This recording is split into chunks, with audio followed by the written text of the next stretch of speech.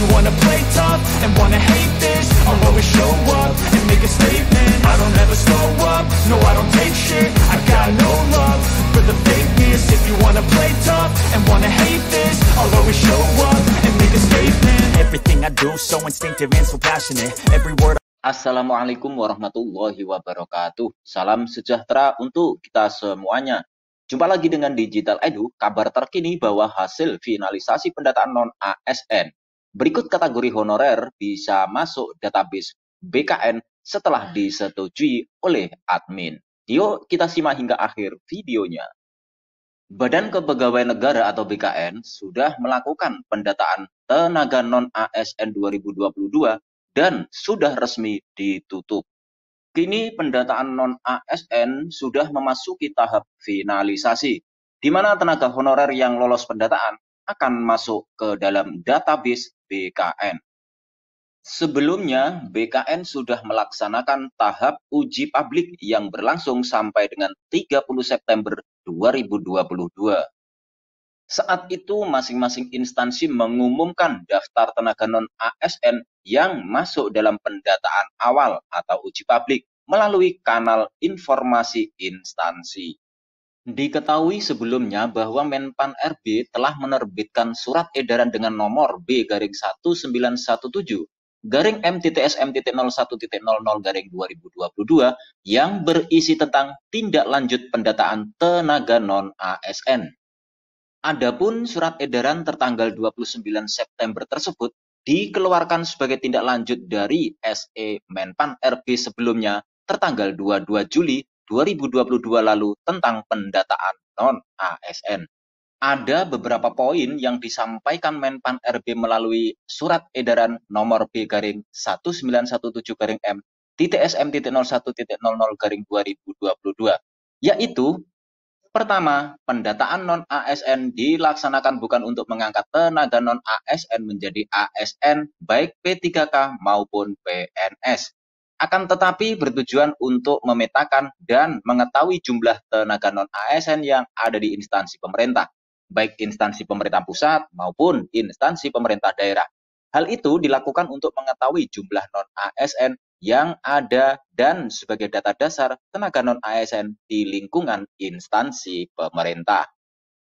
Kedua, tertanggal 30 September 2022, tepatnya pukul 07.00 WIB, data sementara yang telah diinput dalam aplikasi BKN sebanyak 2.113.158 orang. Nah, jumlah tersebut diperoleh BKN dari 522 instansi pusat dan 66.000 instansi daerah.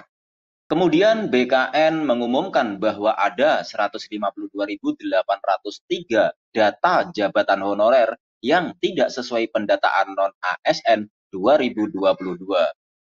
Untuk itu, BKN meminta kepada PPK instansi untuk melakukan validasi ulang data tenaga honorer sebagaimana siaran pers yang dirilis pada 9 Oktober 2022. Dalam siaran pers terbarunya, BKN menyampaikan bahwa sebagaimana hasil rekapitulasi BKN per tanggal 7 Oktober 2022, terdapat data tenaga honorer yang tidak sesuai dengan pendataan non-ASN. Tidak hanya itu, instansi juga wajib mengumumkan kepada masyarakat melalui kanal informasi resmi instansi paling lambat tanggal 8 Oktober 2022 yang lalu. Tujuannya untuk mendapatkan umpan balik dari masyarakat dan memastikan terciptanya transparansi serta menjamin akuntabilitas data yang disampaikan. Setelah itu, instansi wajib melakukan perbaikan data berdasarkan hasil umpan balik masyarakat dalam jangka waktu 10 hari kalender atau paling lambat 22 Oktober 2022 pukul 17.00 WIB.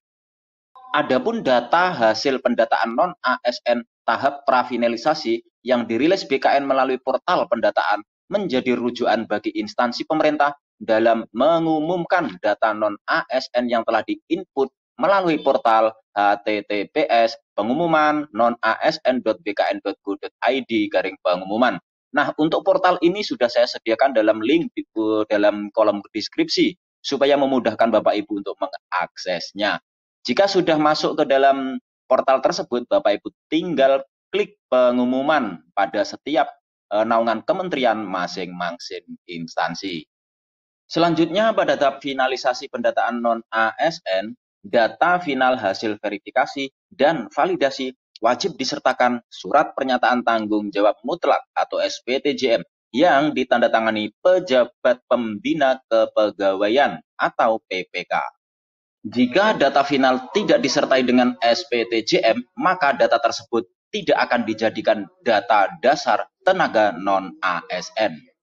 Apabila di kemudian hari data final yang disampaikan PPK instansi tidak sesuai dengan ketentuan pendataan non-ASN dalam Surat Menteri PAN-RB nomor B-SM-M.02.03 dan juga Surat Men-PAN-RB nomor B-1511-M.SM.01.00/2022, maka akan berdampak pada pertanggungjawaban hukum baik terhadap pimpinan unit kerja maupun pejabat pembina kepegawaian. Lebih lanjut pada tanggal 22 Oktober 2022 melalui akun Instagram resminya, BKN menyampaikan dua informasi, yaitu sebagai berikut. Yang pertama, semua tombol input, import, update akan nonaktif pada tanggal 22 Oktober 2022 pukul 17.00 WIB. Artinya sudah resmi ditutup. Yang kedua, sedangkan untuk tombol delete masih aktif sampai admin instansi mengupload SPTJM atau 1 kali kesempatan. Paling lambat upload SPTJM sampai dengan tanggal 31 Oktober 2022 pukul 17.00 WIB. Selanjutnya, admin atau operator pendataan non-ASN pada instansi masing-masing tentunya kini sudah memeriksa data tenaga honorer yang akan masuk database BKN. Nah, dalam hal ini semua honorer yang sudah dipastikan masuk database BKN agar selalu komunikasi dan juga koordinasi dengan operator. Pada laman admin juga kini hanya tersedia tombol delete yang berfungsi untuk menghapus semua tenaga non-ASN apabila tidak sesuai dengan edaran Men-PAN-RB. Untuk mengetahui data honorer yang sudah disetujui atau di-ACC oleh admin instansi, dapat menunggu pengumuman hasil finalisasi dari BKN. Yang mana pengumuman hasil finalisasi ini akan diumumkan di laman instansi masing-masing pada tanggal 31 Oktober 2022 mendatang. Sebagai informasi tambahan, salah satu instansi yang sudah menyampaikan perihal pengumuman hasil verifikasi dan validasi dokumen tenaga non-ASN di lingkungan pemerintah adalah BKPSDM Kabupaten Sumbawa. Dalam pengumuman tersebut juga disampaikan bahwasanya untuk hasil finalisasi pendataan non-ASN akan diumumkan pada tanggal 31 Oktober 2022.